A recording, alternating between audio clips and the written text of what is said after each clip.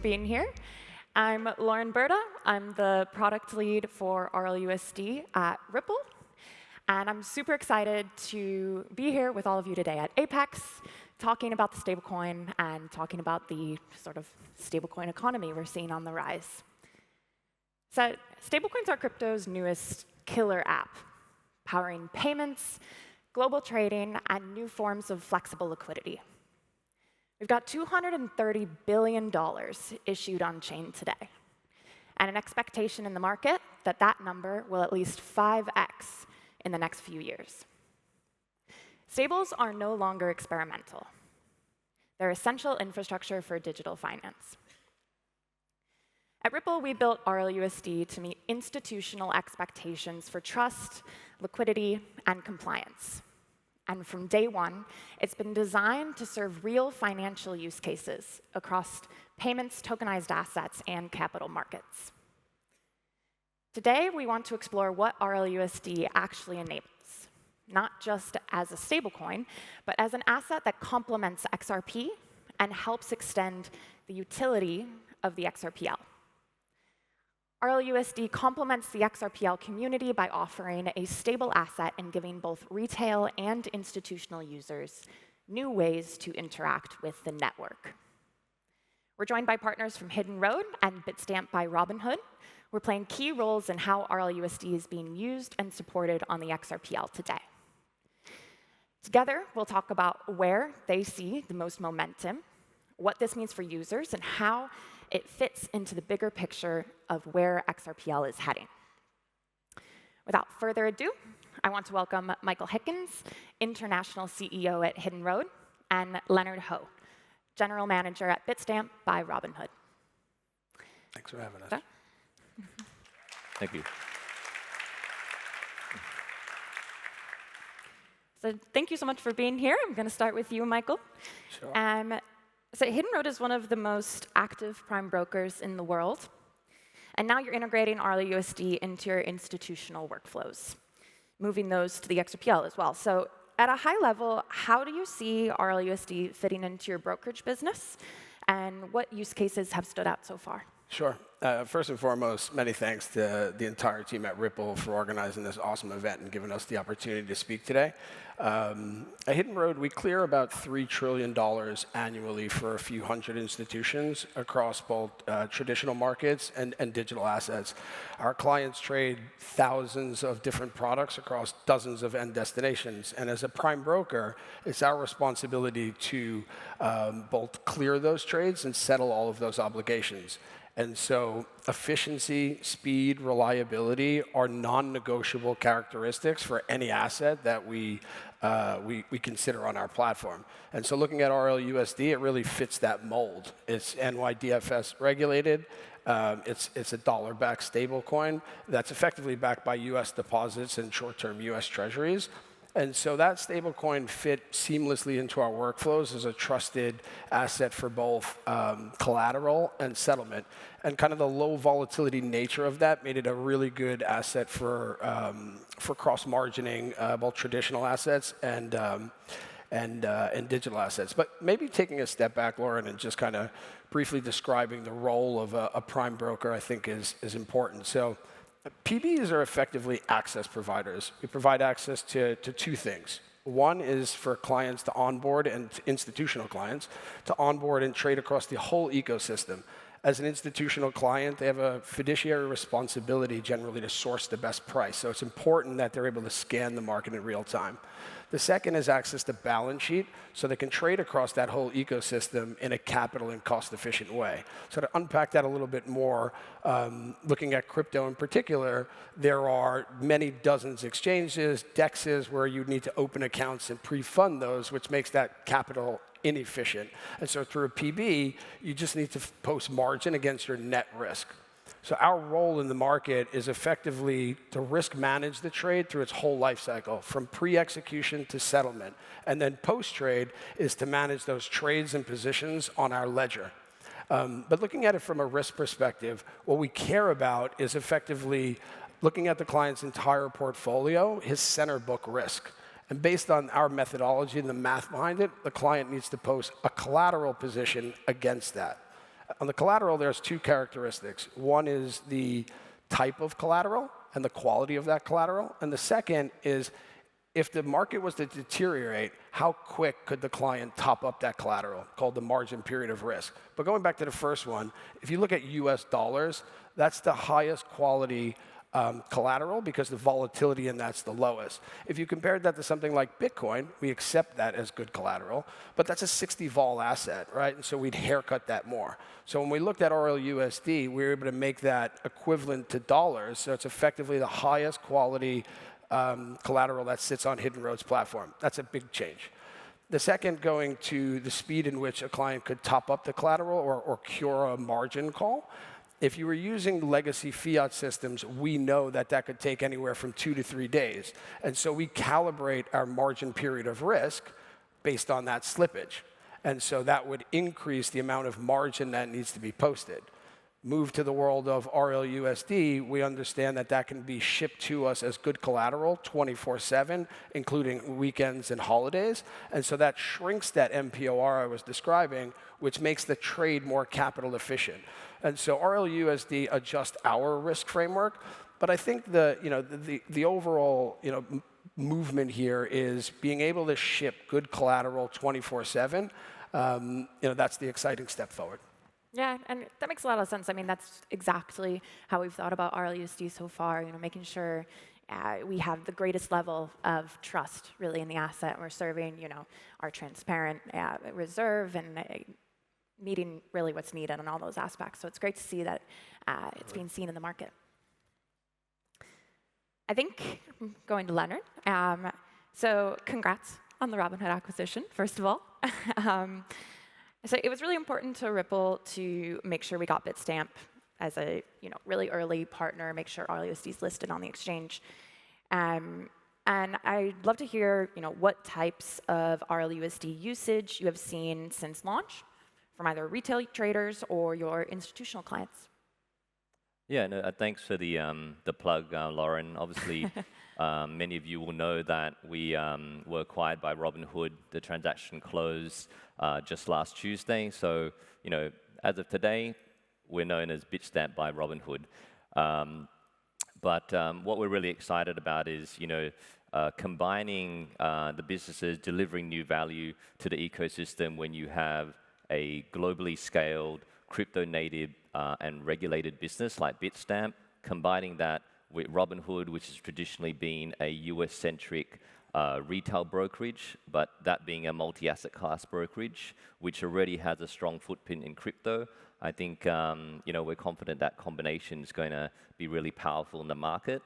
But to directly answer your question, before I go into activity that RLUSD or we're seeing on Bitstamp as a centralized crypto exchange, perhaps to understand the partnership that Bitstamp and Ripple and XRPL have had for, I would say, well over a decade, right? That history has resulted in Bitstamp being one of the biggest liquidity venues for XRP and for RLUSD today, right? So that naturally drives a lot of activity on chain for XRPL, right? And that intersect between, we'll say, the Bitstamp customer base and the XRP community is really strong, right? So structurally, our importance to Ripple and the XRP ecosystem, how does that translate? Once we launched RLUSD December last year, we're seeing really strong use from our, we'll call it, traditional user base, right? We're a European-founded exchange, so naturally we're seeing very strong usage from UK customers, from European customers, but also globally, North America, South America, here in Asia, really through the connectivity as a global exchange that Bitstamp provides. I think more interestingly is the split, right? We're a retail exchange that's also serving institutions.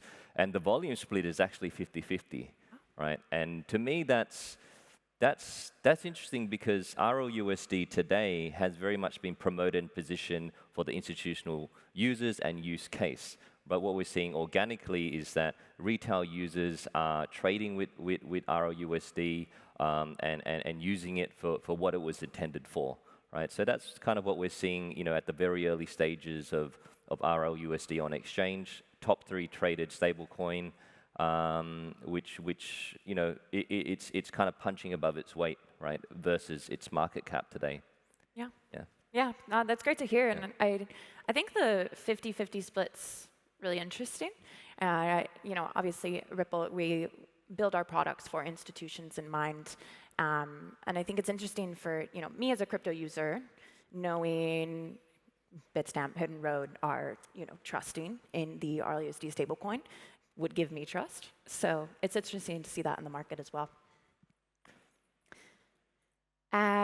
So, Michael, what specific qualities of the XRP ledger made it suitable for your post-trade operations, and specifically meeting the demands of your institutional customers? Our business is pretty simple. We clear billions of dollars a day for clients across a number of asset classes, and as a result of that, we need to consume to the surface of our system millions of trades and events. And so having a robust, economical and fast ledger that can process high TPS trades per second is crucial to our business. Whether the counterparties are trading foreign exchange, listed derivatives, fixed income, or crypto, the market tends to have these periods of burst or clusters when there's lots of trades. And so it's important that we have that reliability and scalability. We can't use public blockchains that get congested or become really expensive during those periods. And so when we look at XRP's ledger, it fits those criteria, right? The speed is certainly there, it's cost efficient, and it's really scalable. XRP's ledger is processing trades in 3 to 5 seconds or so, and so that gives that finality to trade that institutions really need and require. If you compare that to legacy systems, again, you're talking about days. And so XRP, doing those in seconds, it really reduces counterparty credit risk as well as unlocks or frees up capital for reinvestment. I think on the infrastructure side, the decentralized architecture of that's crucially important. It removes that single point of failure.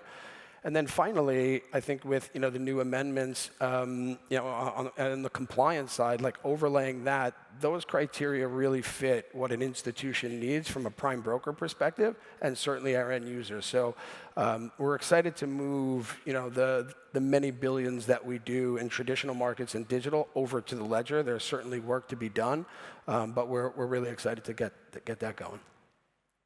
And then you pass that as well. I mean, the XRP ledger as the venue is really important. Have you seen RLUSD and XRP work together on the prime brokerage to bring new utility to your customers as well? Yeah, there's actually a really interesting use case that's very recent that we've seen from our world, and it's really in the trading side of it, so I'll try to keep it high level. But as folks are probably aware, the CME had recently listed XRP futures. And so one of the most common trades is you see a basis trade, which is to be long the spot and short the future to capture the basis between that. And so as mentioned before, what Hidden Road cares about is the margin to cover the net risk. So we look at that basis of how much that can widen.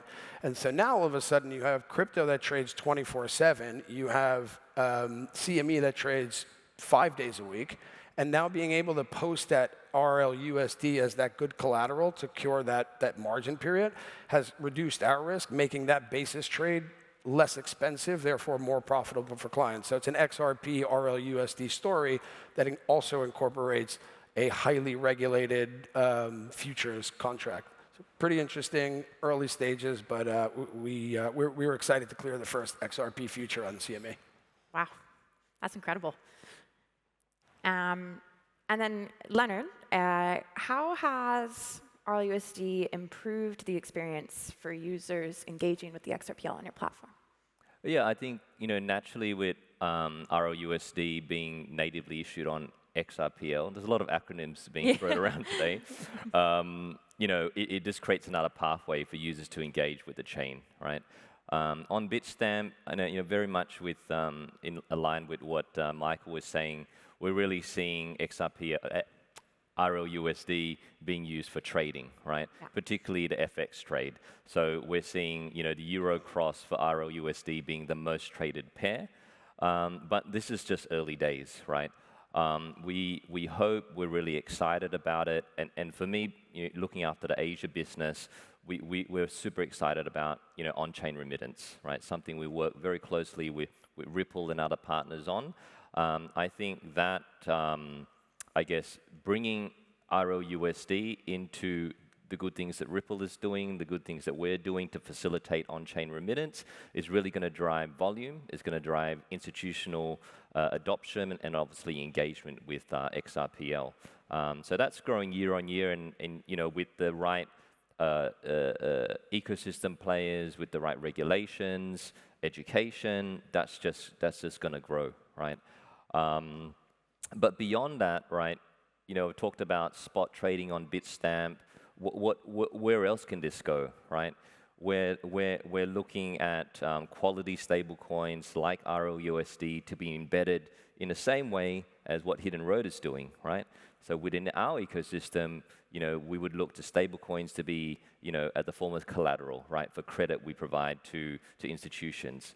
We're about to launch a perpetual futures exchange. We need stable coins for collateral and settlement, right? And then with the combination with Robinhood, right, we're going to make a very aggressive push into the tokenization space, right?